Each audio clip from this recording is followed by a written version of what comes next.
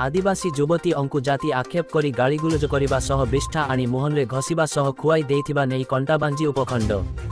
बंगुमुंडा थाना अभियोग होईछि। बंगुमुंडा थाना जोराबंध ग्रामर 20 वर्षर आदिवासी युवती गत 16 तारिख दिन गाँवर एक पोखरी अपराह्न 3टा समय गाधोई सारी घर को फेरुथिबा बेले जोराबंध ग्रामर अभय बाग दौड़ी आसी छाती हाथ मारी तले पकाई देइथिला। युवती जनक चित्कार करिबा परे पाखरे थिबा युवतीको बड़ मान चंपा मिर्धा दौड़ी आसी छड़ाइबाकू चेष्टा करथिले। तांकू तंटी चिपी आक्रमण करी अश्लील भाषारे गाड़ी गुलज करथिला। अभय बाग हाथरे बिष्ठा आनी युवती अंक मोहन रे घसी देई जोर जबरदस्त खुआईदेला बोली थानारे लिखित अभियोग करिसंती उक्त युवती जनक। अभियोग परे बंगमुंडा थानारे 288/24 रे मामल रुजु होईछि। कंटाबांजी एसडीपीओ तदंत पाई जाइथिबा बेले अभियुक्त फेरार रहिछि। ताकू धरिबा पाई उद्यम करा जाउछि बोली कंटाबांजी एसडीपीओ गौरांग चरण साहू प्रकाश करिसंती। तिली मो खेतेर जे गाड़ी का जे नेलु तुई बोली कहली जे तिनी बुनबार बोली कहला मते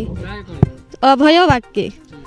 जे मोर बड़मा के पचरा मु बुनीछा के नि बुनबा जे मोर बड़मा नु नै गत बुनीछा बोली कहली तिनी बुनबार सतेन गुखई बेल कहला ठीक अछि बेनी मु घर के जेउ छ मोर नानी भेनी त अछन घरे ते का कर पुरे मिध्यान वेलार कहला मुई तो किसी करि नि पारे ती तो आनी साललु ना आर मु काना करमी तती मु किसी कहि नि पारे आर किसी कर नि पारे मु घर के डिगे जाउ छ मोर नानी भेनी संग कथा हेमी बोली कहनी मु पले आसली आज्ञा मोर जोराबंद्र जने झियो सी तांकर गोटे रिपोर्ट करजंती तांको गोटे पिला माने आउट ऑफ द मॉडेस्टी करछि आ किछि मिसबिहेव करछि बोली कहि तांकर जो रिपोर्ट से देइचंती तांकर रिपोर्ट पर बंगमुंडा रे थाना रे 288/24 केस हिची आ से बर्तमान तदंत चली आम अति शीघ्र से जे मुदला अच्छी अभिभावक को अरेस्ट कर फरार कर से स्टेटमेंट से खाली गाले लगे दीचे बोली से कहते से आम स्टेटमेंट से मतलब कहते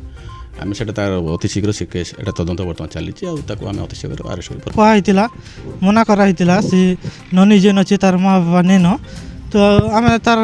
कका बाबार पुओ मैंने अच्छू तो से टाइम किए नहीं थी से जी को तार घर मना भी करथिला ई अभय बाग जोराबंद